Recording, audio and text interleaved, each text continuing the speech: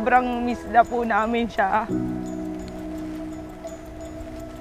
Parang nung nag-propose nga po si DJ, naisip ko talaga si Mami. Parang naisip ko, papayagan niya ba ako? Parang hindi kompleto talaga yung araw na hindi ka namin nakakasama. Kasi lagi po namin siyang kasama. Lahat ng banding, si Mami po yung nag-i-insist.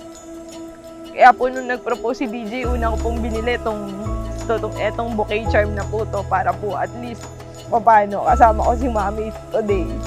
Sabi ko hindi ako iiyak, pero ngayon pala naiiyak na ako.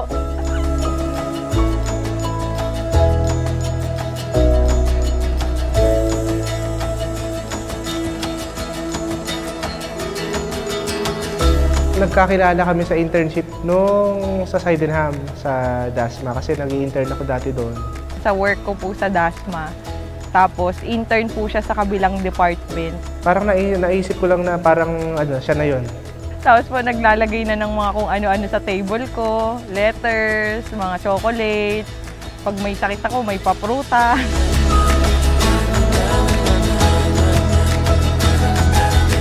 Tapos yun, doon nagkaligawan hanggang sa nakagraduate, nagtuloy-tuloy. Nakulitan na rin po siguro ako.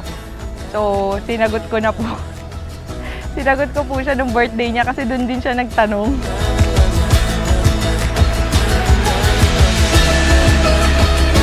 Hi guys, this is it. This is my wedding day with my abays. Woo! Yeah!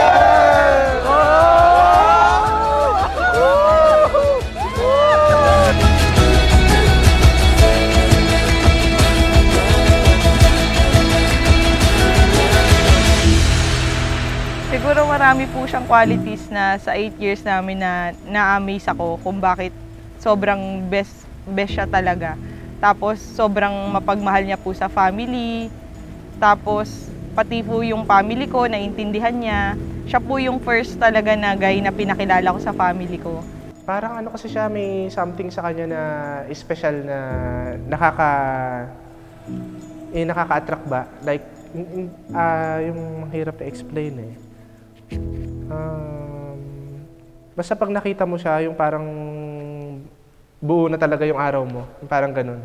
I'm hurting, baby. I'm broken down. I need your loving, I need it now. I'm something weird. Mabuhay! Minimiss you! Minimiss you! Your love is killing me all the way. I can't find the right words to say. Just want to express my love through this gift that you really wanted. Say yes to more gaming. Hope you like this. See you later. I love you. Normy. Oh, Steam Deck! Wow! Laki! With the little love and sympathy. Won't you show? This gift is a symbol of my commitment to you. Cheers to our new journey together as husband and wife. With all my life, DJ Pion. Oh my. My broken pieces, you pick them up. Don't leave me hanging, get me some. When I'm without you. Ang pag-aasawa, kagaya ng kasabihan ng ating mga magulang o mga nakakatanda, hindi ito katulad ng isang kanin, kapag ikay napaso, pwede mong iluwa.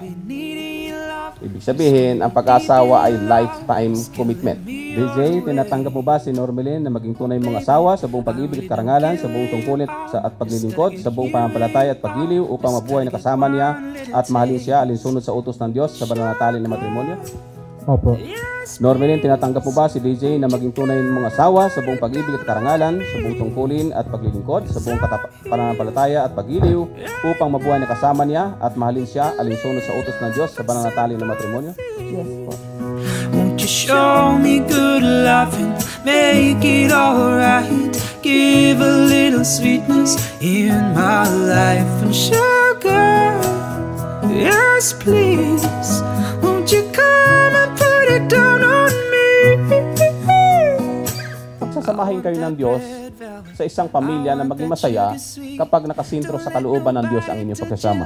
Kaya ang sabi, ang utos ng Diyos kay sa lalaki, ang sabi niya, husbands, love your wives. Kasi hindi po mahirap mahalin ang isang babae kapag siya ay submissive. At hindi rin mahirap magsabit ang babae kapag lovable, loving ang kanyang husband. Sugar. Sugar. Okay, Sugar. Ang singsing na ito ay tanda ng ating pagmamahal. Ngayon at magpakilanman. Sa kabila. Sugar. Sugar din. Sugar. Lagamin kayo niyan. na ito, tanggapin mo bilang tanda ng ating pagmamahalan. I gotta be a man, there ain't no other way. Cause girl, you're hotter than a Southern California day. Sugar, yes please, won't you come and put it down on me? Won't you show me good loving, make it alright, give a little sweetness in my life. And sugar, yes please, won't you come and put